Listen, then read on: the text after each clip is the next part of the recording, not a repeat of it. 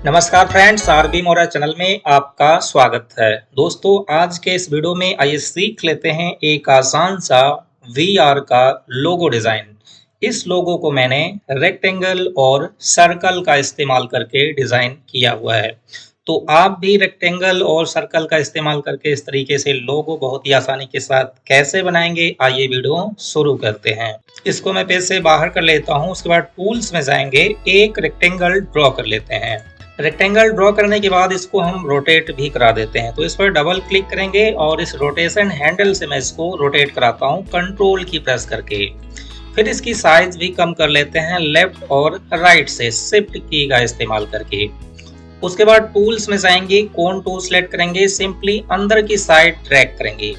Property बार में जाएंगे और इसकी संख्या में कर लेता हूँ 0.5, ये सही रहेगा। उसके बाद एक रेक्टेंगल और ड्रॉ करेंगे, इसमें भी कॉन्टूर का इस्तेमाल करेंगे।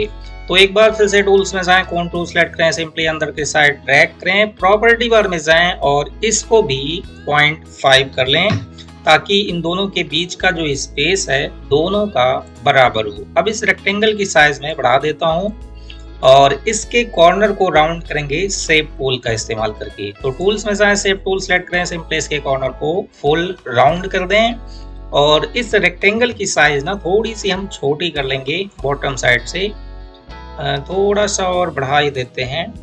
और ये जो हमारा रेक्टेंगल है इसकी साइज और थोड़ी सी बढ़ा देते हैं, ठीक है, ताकि यहाँ पर थोड़ा सा बी का जो है स्पेस मिल जाए। उसके बाद हमें क्या करना है, ये जो हमारा पार्ट आ रहा है इसको हम स्मार्ट फिल टूल का यूज करके फिल कर देंगे।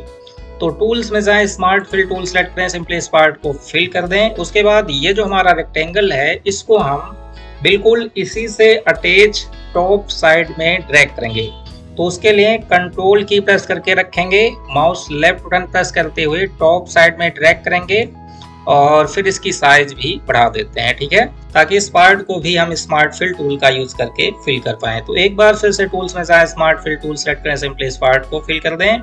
फिल करने के बाद अब इन दोनों को हम डिलीट कर देते हैं, इसकी हमें कोई आवश्यकता नहीं है।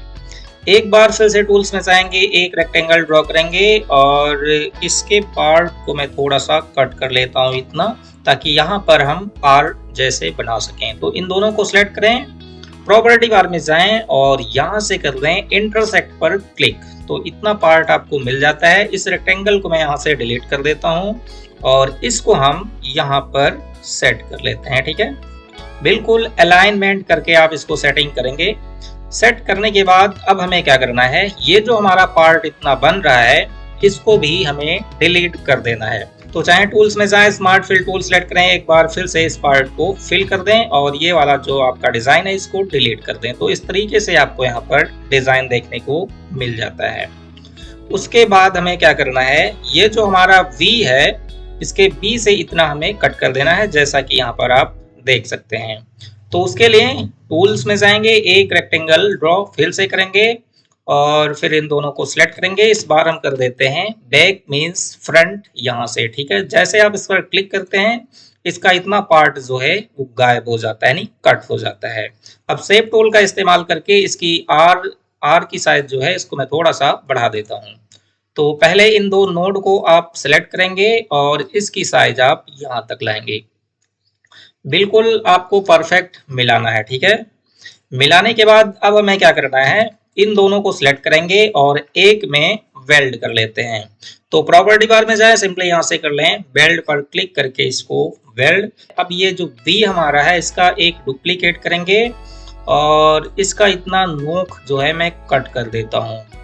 तो इन दोनों को सिलेक्ट करें और यहाँ से कर लें बैक मीन्स फ्रंट, ठीक है। तो इसका इतना नोक जो है वो कट हो जाता है। अब इसमें जो भी कलर आपको फिल करना है अपने अनुसार कलर यहाँ पर फिल कर दें। तो कुछ इस तरीके से एक आसान सा वी और आर का लोगो डिजाइन कंप्लीट तैयार हो जाता है।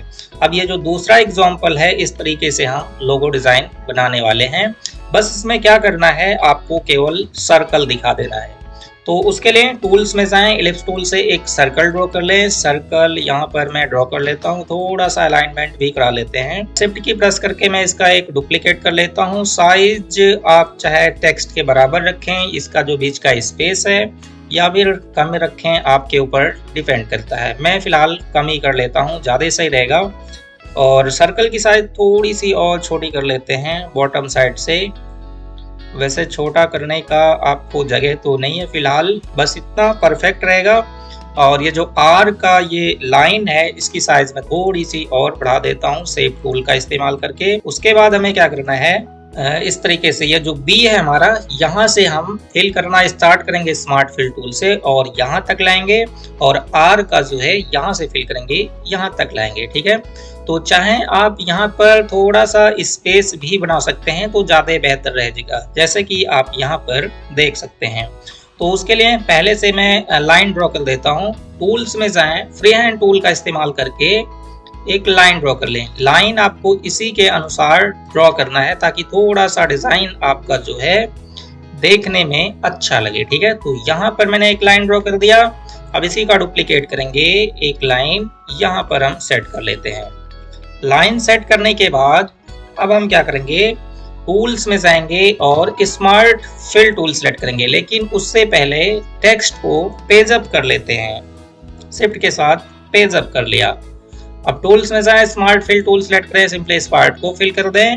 तो यहाँ पर इतना स्पेस छोड़ गया है, अब इसको फिल कर लेते हैं। ठीक है, तो यहाँ पर भी आपको स्पेस देखने को मिल जाता है। उसके बाद हमें क्या करना है, ये जो हमारा लाइन है इसको डिलीट कर देते हैं और ये जो सर्कल है अंदर के साइड वाला इसको भी डिलीट कर देते हैं।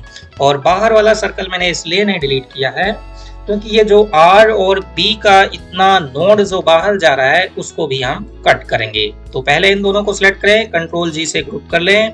ग्रुप करने के बाद सर्कल को सिलेक्ट करेंगे, शिफ्ट के साथ कर लेते हैं पेज अप। अब इन दोनों को सिलेक्ट करेंगे, प्रॉपर्टी बार में जाएंगे, यहाँ से कर लेते हैं इंटरसेक्ट पर क्लिक और फिर सर्कल और ये जो फी का इतना पार्ट है इसको डिलीट कर दें।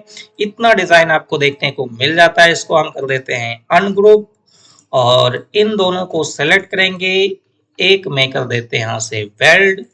फिर इन दोनों को सिलेक्ट करेंगे और इसको कर देते हैं वेल्ड। तो फ्रेंड्स, आप देख सकते हैं कितना आसानी के साथ एक आसान सा वी और आर का लोगो डिजाइन कंप्लीट तैयार हो जाता है। आप भी प्रैक्टिस करें, इससे अच्छे अच्छे लोगो बना सकते हैं। दोस्तों, ये वीडियो कैसा लगा कमेंट करके जरूर बताएं। अच्छा लगा तो लाइक और शेयर, चैनल को सब्सक्राइब करना ना भूलें।